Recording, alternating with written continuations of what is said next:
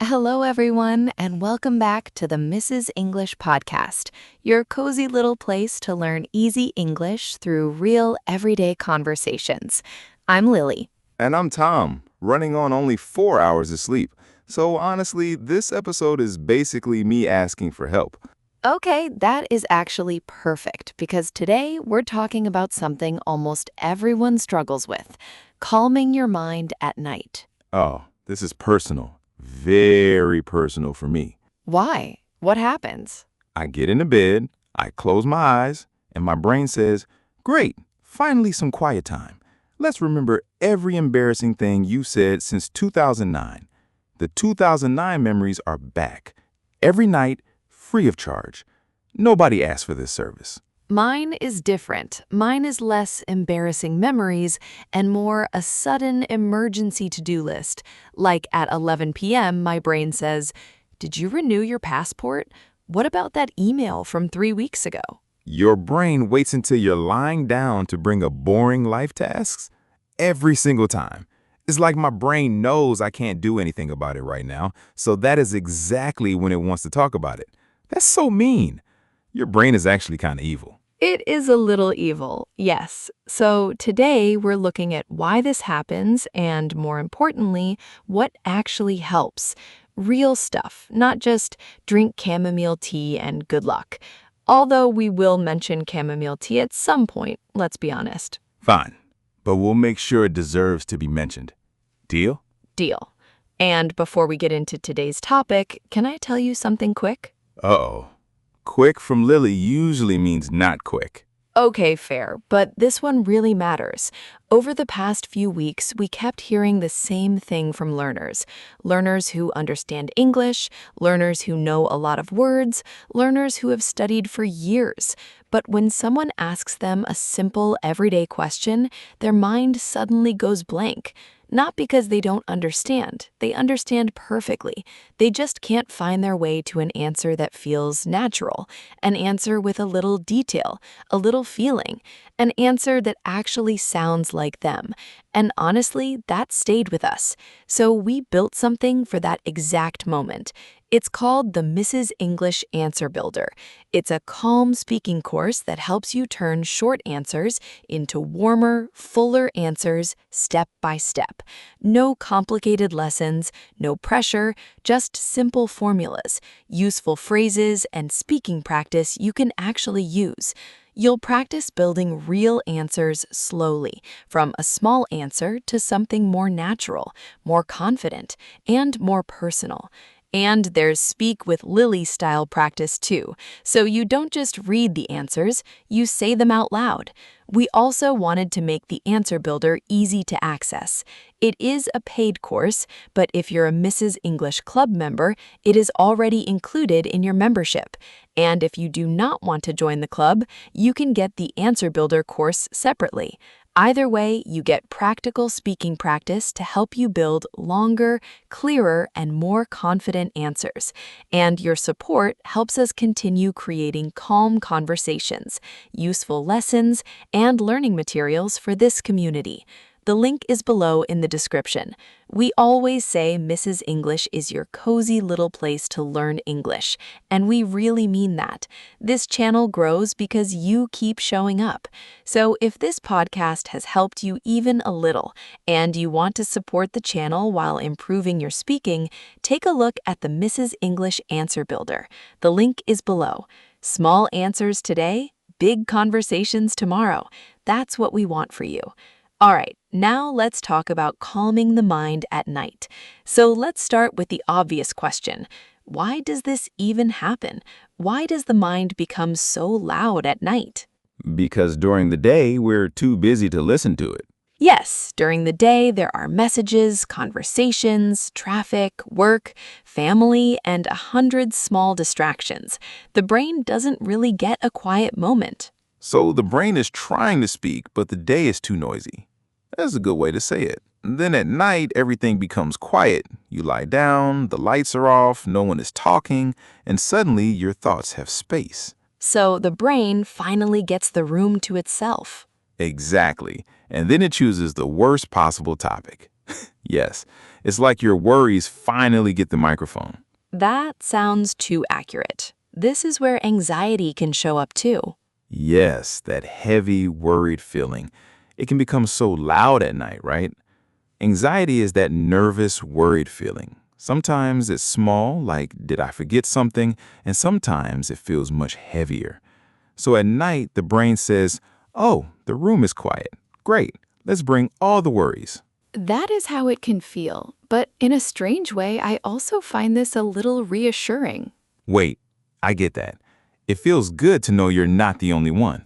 Yes, reassuring means it makes you feel less worried. When you know many people feel this way, you don't feel so alone. That is actually reassuring. I always thought it meant my brain was uniquely broken. No, Tom, your brain is not broken. Good, I needed to hear that. A lot of people deal with some version of this. Nighttime is often the first quiet moment the brain gets all day. So it's not, why is my brain like this?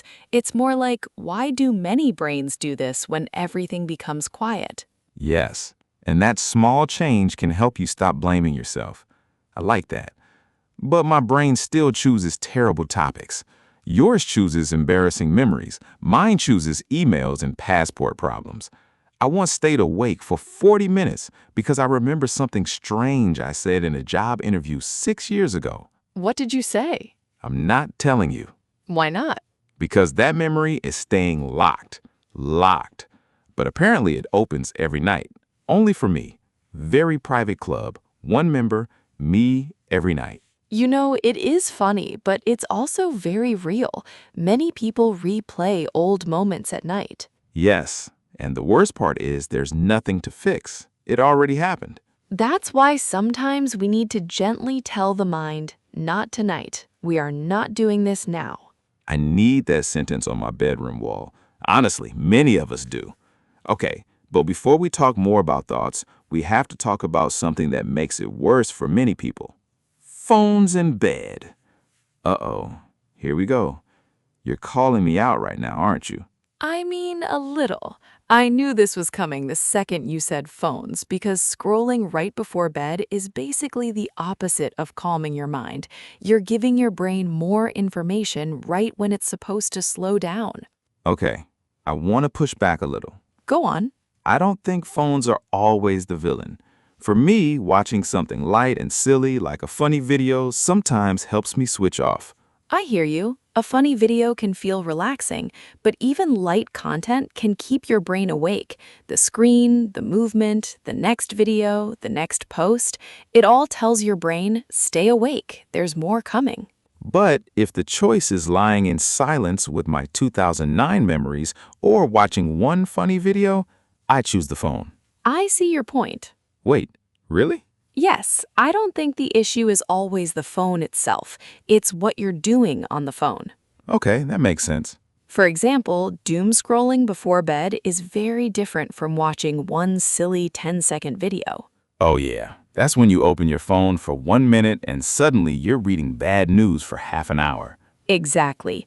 Doom scrolling means you keep scrolling through negative or stressful content, like bad news, scary posts, arguments online. So doom scrolling is like feeding your brain problems right before sleep. Yes, and then we wonder why our mind won't calm down. So, we're not banning phones completely. No, we're not saying no phone ever. We're saying no chaos before sleep. I like that. No chaos before sleep. That should be a bedtime rule. That should be the episode title. Honestly, no chaos, a bedtime philosophy. I would listen to that. You are listening to it right now. Oh, right. Also, sometimes we think we're resting with our phone, but we're still giving our brain work. That hits close. The body is in bed, but the mind is still outside in the world. Exactly. Messages, videos, comments, news, people's lives, people's opinions. It's a lot. So the question is not only, should I use my phone? The better question is, what kind of feeling am I giving my mind before sleep? Yes, calm feeling or chaos feeling. I hate when you make a good point. It happens sometimes. Let's keep it as sometimes. Okay, let's get into the actual racing thoughts problem, because I think this is what many people deal with. Oh, I know this one too well. One thought comes, then another, then another. Yes, racing thoughts are fast thoughts that keep coming one after another. You want to sleep, but your mind keeps jumping from one thing to another, like tomorrow's meeting. Did I lock the door? Why did I say that thing in 2009? What if I forget something tomorrow? That is exactly the feeling. This is the real boss level of bedtime. One thing that has genuinely helped me is something simple, writing thoughts down before bed. It's called a brain dump. A brain dump? That sounds painful. It is not painful. A brain dump means writing down everything in your mind, worries, tasks, reminders, random thoughts, so your brain doesn't have to hold it all. So instead of keeping everything in my head, I put it on paper. Yes, sometimes your brain keeps repeating things because it's worried you'll forget them.